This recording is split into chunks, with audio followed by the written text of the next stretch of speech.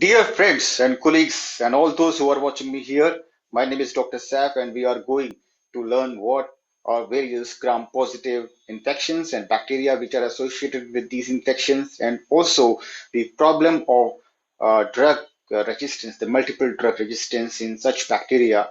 And today you are going to learn the new agents, including newer generation of antibiotics to treat these deadly gram-positive infections. So let's start.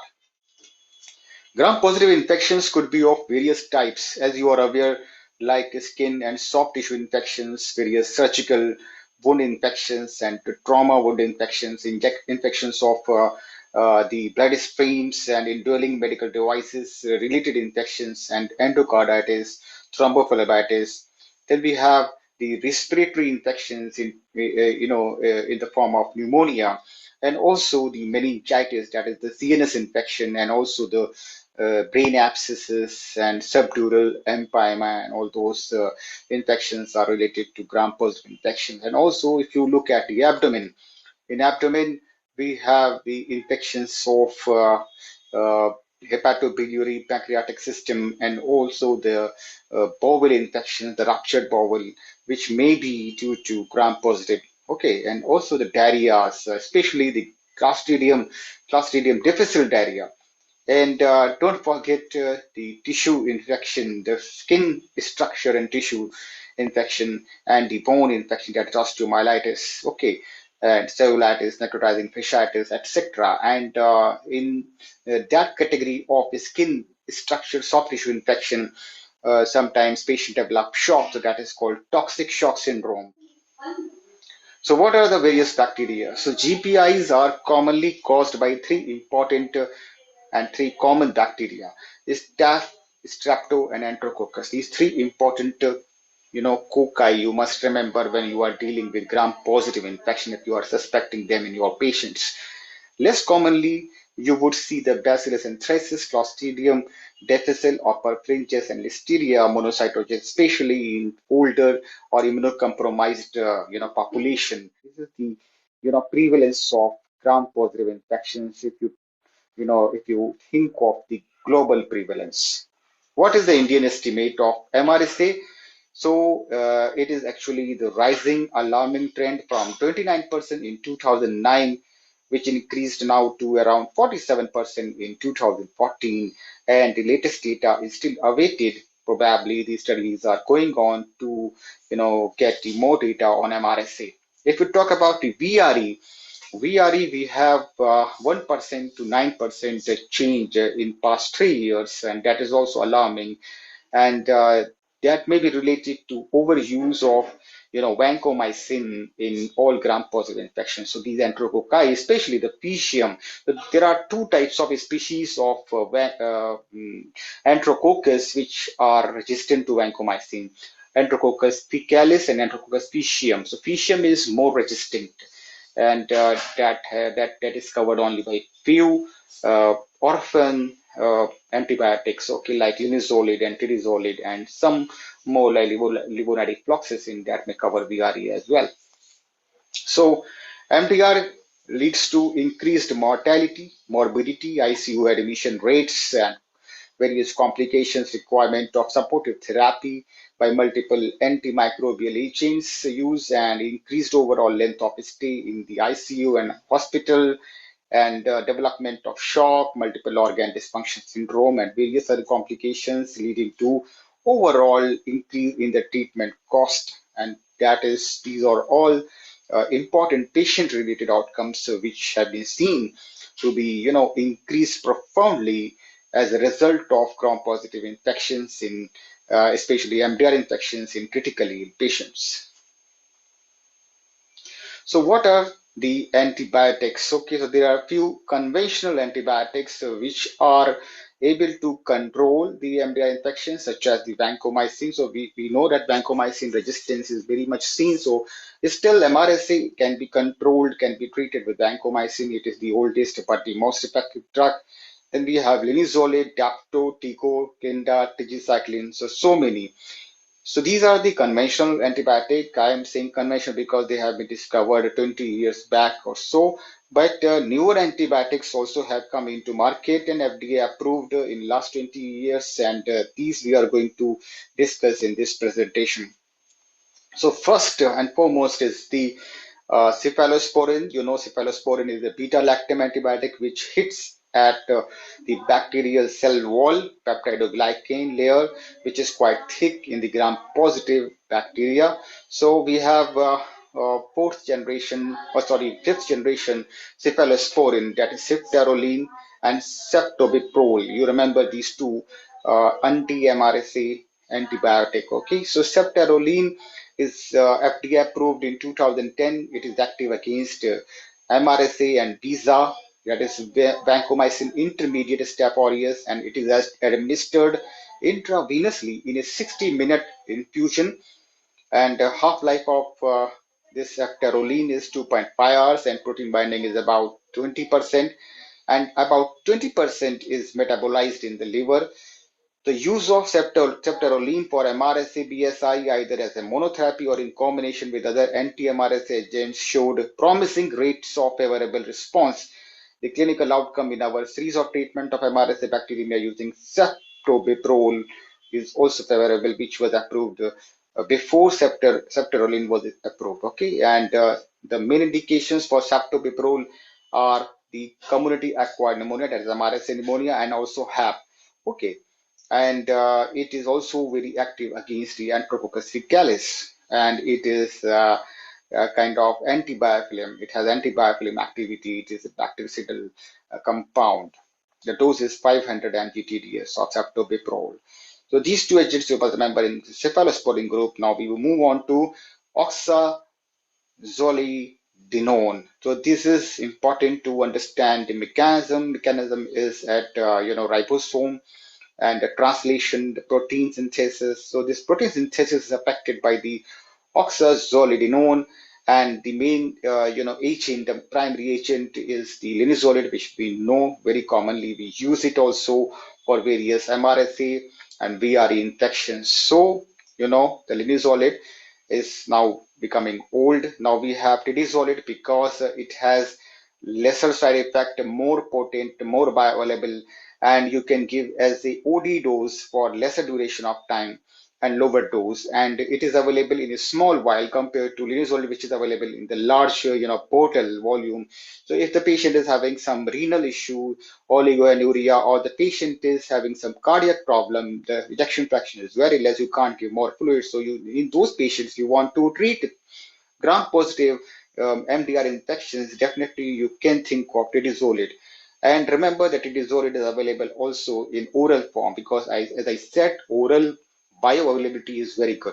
Okay, so main indications for tidizolid is skin and skin structure infections, complicated and uncomplicated both. Even CAP, HAP, VRE, FISHM infections also respond very well to tidizolid, as less incidence of clinically significant thrombocytopenia, just 0.9% to 1.1%. So that is one important thing you must remember about tidizolid. Now we will talk about the quinolones. So we have lots of quinolones which have come up into market, and delafloxacin is one of them, which is available as oral and IV, indicated for the treatment of acute bacterial skin and skin structure infections, including both gram-positive, including MRSA and gram-negative organisms. The oral formulation is available as 450 milligram BD, and IV injections are also available as 300 mg. You have to give as BD for 5 to 7 days. Okay, the important unique property of delafloxacin over other quinolone is that its MIC is 3 to 5 fold lower than other fluoroquinolone against a gram-positive organism, and that is where it has more sidal effects. Quinolones act on DNA gyrase and DNA topoisomerase 4. Okay, so now this is a question for all of you. Among all fluoroquinolones, past and recent, which one of the following has the highest lung penetration?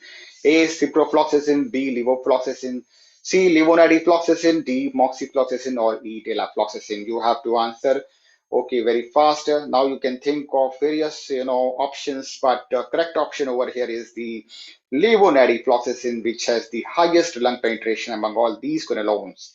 So we will talk about the levonadifloxacin, which is the latest addition to the series of quinolones. So it has been just approved recently. It is a unique molecule. It is a benzoquino lysine fluoroquinolone. Okay, it is very effective, very potent. Its potency is 16 times higher compared to levofloxacin against MRSA, and it is also active against various macrolide and penicillin resistant streptococcus pneumoniae, streptococcus pyogenes, haemophilus influenzae, and moraxella catarrhales. So its activity, you can think of all the pneumonias, MRSA, QRSA, etc., and the community acquired pneumonia, have VAP, everything. All types of pneumonia are very susceptible to levonoreploxacin and can be treated with highest efficacy. Available as oral as well as IV injection forms, and you can think of this molecule in your, what do you call, in your shelf, and probably you can think its main activity is on DNA gyrase. Remember that its main target is DNA gyrase compared to topoisomerase 4. So because of that, its activity is actually, its potency is very high. And there is a table which I found in one of the articles, which says that levonitrile is having lots of other advantage over the levofloxacin and moxifloxacin, especially when we talk about the side effects, which are lesser compared to other quinolones, and also its spectrum of activity. Now we will talk about the tetracycline analog. So we know we were already using the tetracycline. So now we have OMADACYCLINE, which was approved by FDA in October 2018. It's active against a wide spectrum of bacteria such as all gram-positive pathogens, MRSA, VRE, S. pneumoniae, S. pyogenes, and Streptococcus agalactiae as well, and also gram-negative aerobes, anaerobes, and atypical bacteria. So you can use it for uh, community-acquired bacterial pneumonia and acute bacterial skin and skin structure infection. So these two types of infection you can always use the omodacycline. But remember, this is very costly, so you have to be very selective in choosing the patients who are not responding to other types of antibiotics. So you can use it as a reserve drug. Okay, the dose is 100 mg IVBD for 2 doses, and then you have to give 100 mg IVOT. So there are lots of evidence related to its improved efficacy and a very good safety profile. And another congener tetracycline analog is the ERVACYCLINE, which has been approved by FDA for uh, the complicated intra-abdominal infections like like tigecycline. Okay, and the dose is 1 mg per kg IVBD for 4 to 14 days. So ERVACYCLINE is actually a fluorocycline antibiotic, and in two pivotal double-blind multinational trials, uh, uh, ervacycline was non-inferior to intravenous ertapenem or meropenem at the test of cure visit in terms of clinical response rate in all pre-specified populations, including the critical populations. Okay, the patients who were having shock. Now we'll talk about the lipoglycopeptides. So what are these agents? So we will study three types of lipoglycopeptides, a special type of class of antibiotics which inhibits the cell wall.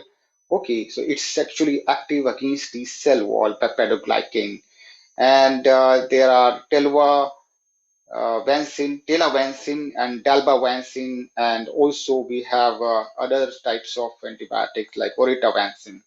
So here we will talk about the telavancin, which is active against aerobic and anaerobic gram-positive bacteria, approved in 2013. Dosage is 10 milligram per kg, infusion over 60 minutes every 24 hours, that is OD dose for 7 to 11 days. So this is about telavancin, which has potent activity against all gram-positive pathogens, including MRSA and Visa strains. Okay.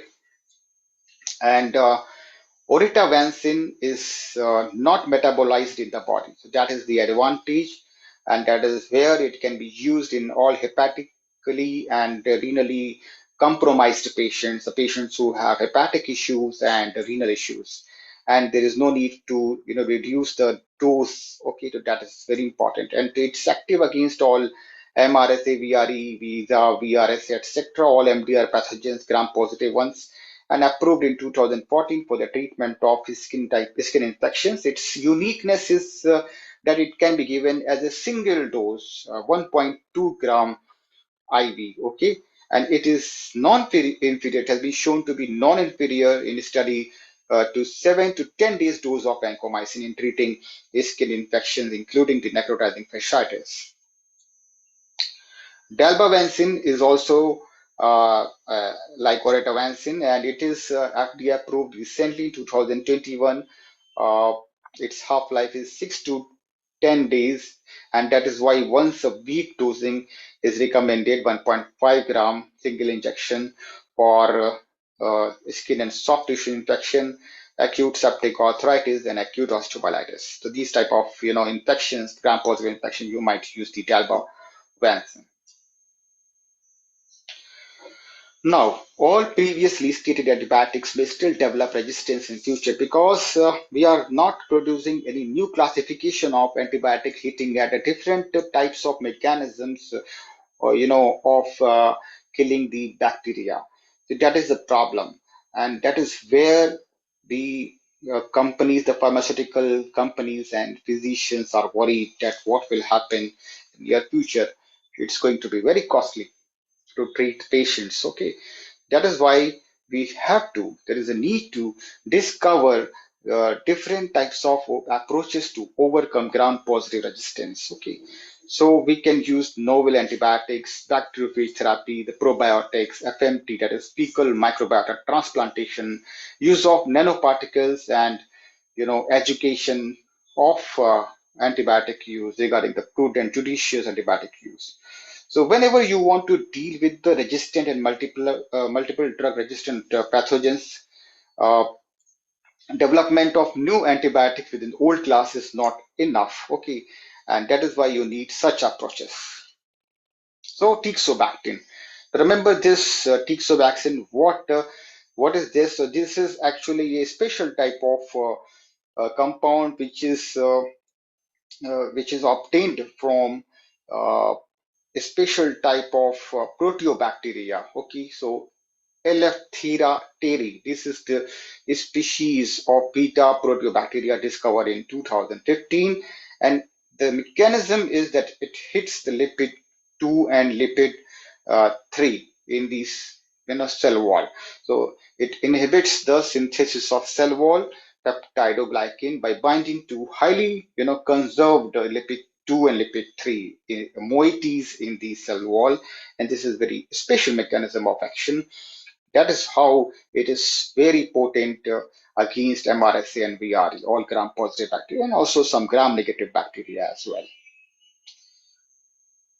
Bacteriophage therapy is phenomenal. Okay, it was discovered way before the antibiotics were discovered. So the bacteriophage was discovered in 1917, and uh, in 1928, antibiotics were discovered. So people forgot about bacteriophage after antibiotics were discovered. But after the problem of antibiotic resistance, there is a renewed interest. There is renewed interest in the bacteriophage therapy again.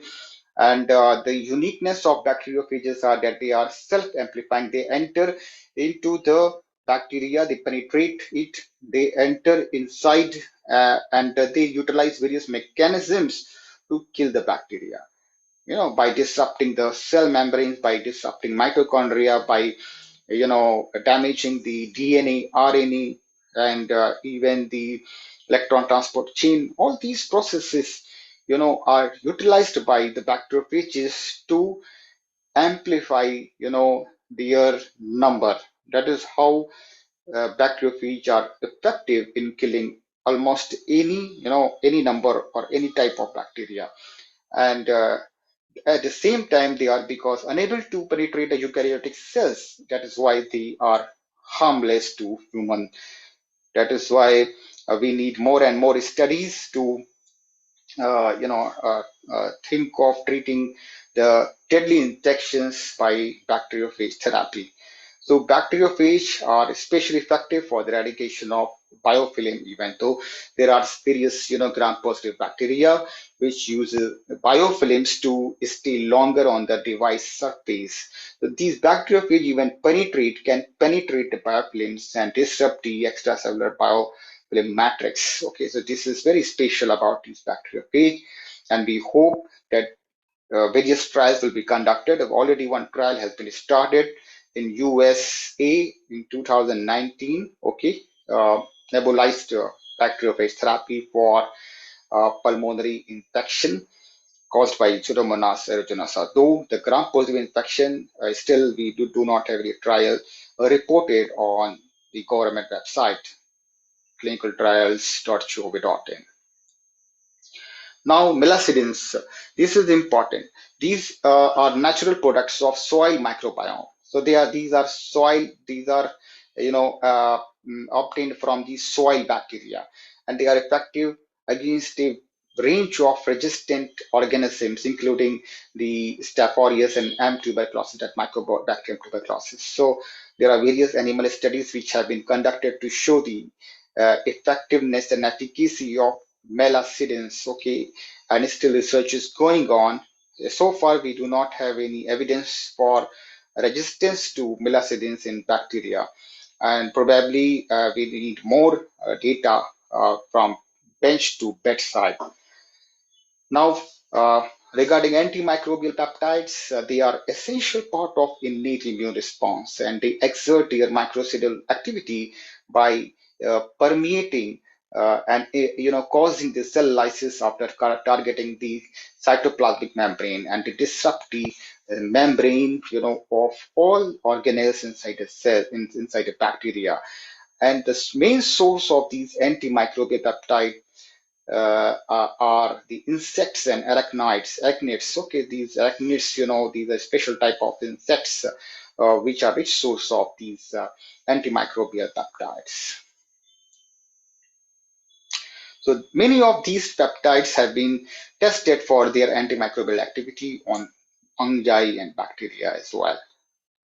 Now we have cannabinoids also. These are also being investigated, especially various types of molecule in cannabis sativa have been found to have MDR, anti-MRSA activity, which make them attractive antibacterial leads. Probably more research is required. Similarly, Podiloraptins. These are produced by Xenoraptors nematophila, a nematode symbiotic bacterium. It is a new class of antibiotic which is active against various MDR gram-positive infections, and its unique ribosome targeting, capacity make them bactericidal. So there are in vitro and in vivo studies which shows promising efficacy and antibacterial activity, making these an attractive starting point for clinical development. So we require more and more studies. Now regarding FMT, so fecal microbiota transplantation. So human fecal matter is being used as a therapy to, replace the gut microbiome. That is the whole idea, to replace the pathogenic gut microbiome. So gut is the source of MDR pathogens. When patient is in ICU, the bacteria inside the gut become resistant to antibiotics, and these bacteria gain entrance into the blood and then going to all sides of the body, and that is how MDR infections grow. So this gut is actually a source, a medium where these MDR pathogens live.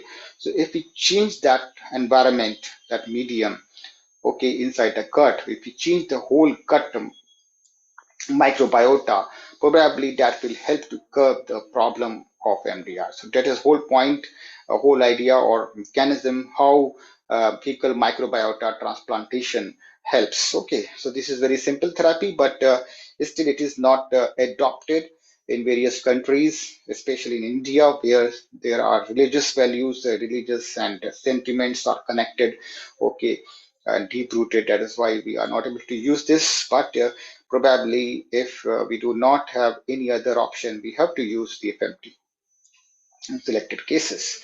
So, what about nanoparticles? These are also very attractive options, novel options to curb the problem of MDR. These nanoparticles are actually especially engineered particles, okay, which are very fine, which are very small compared to bacteria itself, and it can penetrate the cell membrane of these bacteria and interfere with the important molecular pathways and formulating its own unique antimicrobial mechanism. So various nanoparticles have been investigated, okay, and they are promising tools to combat bacterial infection that are difficult to treat. They exhibit antimicrobial potential through multifaceted mechanism. They can adhere to microbial cells and reactive oxygen species, and they can penetrate inside the cell, and they have been recognized as the most prominent modes of antimicrobial action. So probably in future you might hear them, okay, especially the silver nanoparticles, which have been imposed as an excellent antimicrobial agent, being able to combat bacteria in vitro and in vivo causing infections. So this is the future. So now we have come to the second last slide, that is summary. So menace of antimicrobial resistance among GPIs is ever increasing problem, and research and development pipeline to combat MDR gram-positive infection is drying fast, and that is why newer agents are required, and they are promising, and they are being developed every day. Okay, they need vigorous testing in clinical trials because that is when we will be able to use them in human. So future of nanoparticles is full of hopes and probably the answer to ever increasing issue of AMR. Okay, and probably we need to test the fecal microbiota transplantation also in large number of patients to make it practice. Okay, and nevertheless, for the time being, we should put more efforts to prevent the infection rather than treating it using various techniques of infection prevention and control. That is the important summary bullet. Now I can conclude, and I'm so thankful to you for your patient listening. Bye bye.